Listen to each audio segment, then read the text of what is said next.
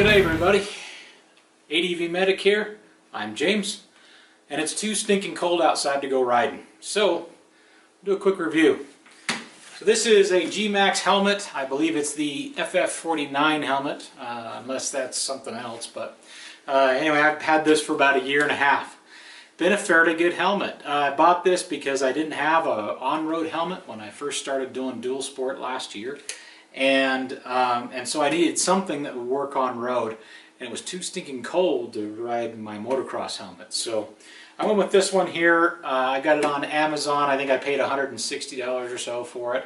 They're currently running on Amazon for anywhere from $130 all the way up to $210. They seem to change in price fairly commonly. You also, at least around here in Wyoming as well as in Utah, a lot of the dealerships, the motorsports places have these helmets, as well as other versions of them. I've never seen really a high-end GMAX helmet, so I think they're kind of a lower-end brand. But for what you pay for, you're getting a fairly good helmet.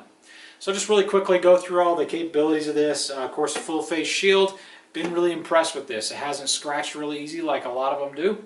Has a nice little clip here you can easily find with gloves. It's got detints, about 5 or so all the way up, so you can click that wherever you'd like. Works well at 70 miles an hour in every position I've found. So, been really good that way. I've never had one of these detints actually fail and move as I was on the highway, except for one time I had it here and it moved up one click when I had like 70 mile an hour ground gusts, which basically means the winds really go to the ground and it's pushing up. But been pretty good. It seals down nice and it actually clicks into place, which I really like. And it has a lot of similar features to much higher end helmets.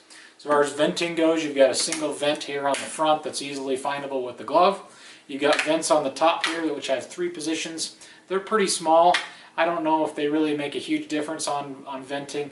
I have rode this in up to about 90-degree weather and it wasn't bad.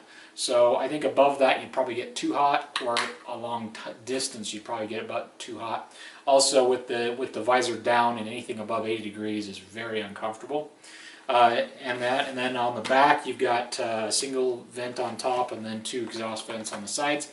Those are not controllable in any way, shape, or form. You've got a pretty nice lid around the outside here. Good padding. These do run a little bit small. I normally wear right between a medium and a large in most helmets. My Arai XD4, I wear a medium and I'm on the top end of that medium. I wear a large in a Scorpion helmet. This one I have an extra large, and because I had the large and it was squeezing my cheeks so hard I couldn't even talk. So went to this one, and this one's very comfortable in this size. However, if you look at my head and it seems a lot rounder than yours, maybe that's why. This is called an intermediate oval. I have, I think, a more round head, fat head, whatever you want to call it.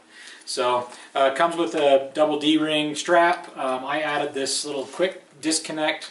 Works fairly well, but it doesn't really save any time. I thought it'd be really quick and easy, but it's not. Especially with gloves on, it's almost impossible. So either way you go, it's not any faster than double D-rings. As far as the pads go, it does have the snap-out cheek pads, so for EMS that's easier for removing this helmet if there's an emergency.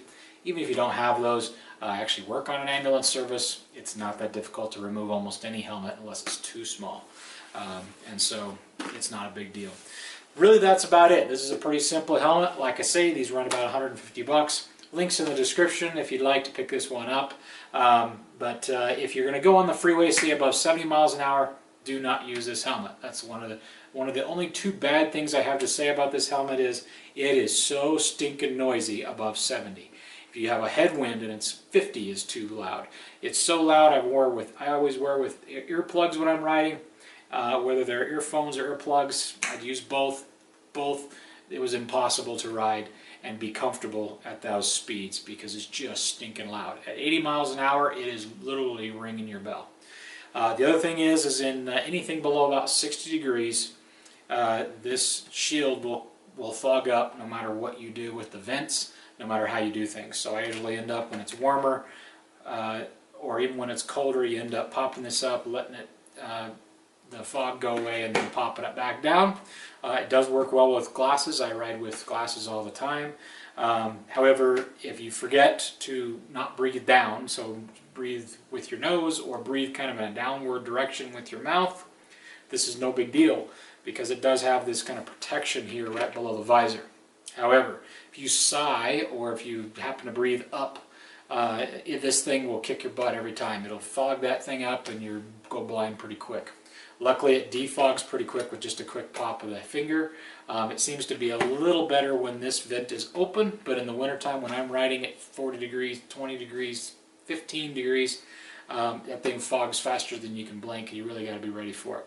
So I much prefer my Arise for that, which have a vented shield. But that's a $700 helmet, so can't really compare the two.